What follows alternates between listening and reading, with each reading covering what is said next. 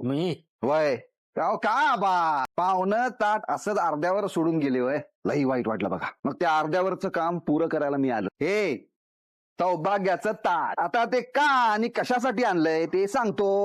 आता माझ्या भावानं तुमच्या डोक्यावरचा भार हलका व्हावा म्हणून तुमच्या नातीचं लगीन ठरवून दिलं. तर ते लगीन मोडलं. पण मग लगीन मोडलं म्हणून हातावर हात धरून बसल्यात वय. नाही नाही हे काय बरोबर नाही. मालक साहेब आणि हवेलीचा शब्द आहे, असं करून चालणार नाही. एकदा सांगितलेला व्यवहार पूर्ण व्हायलाच पाहिजे. बरोबर ना. मोठ्या नातीचं लग्न तर मोडलं, पर ही बारकी नात आहे की तिचं लगीन तर होऊ शकतंय ना. आरतीचं लगीन तर मोडलं. आता तुझ्या नातीला काय बाजारात आता काय आरतीच्या जागी आनंदीला उभी करणारच काय लग्नाला. तिथं तरी लगीन होणार आहे का आता. बघतोच लगीन कसं होतंय ते. आता तुमच्या मुलाची आणि आरतीची पत्रिका जुळत नाही तर माझी अशी इच्छा आहे की तुमच्या मुलाचं लग्न आनंदीशी व्हावं.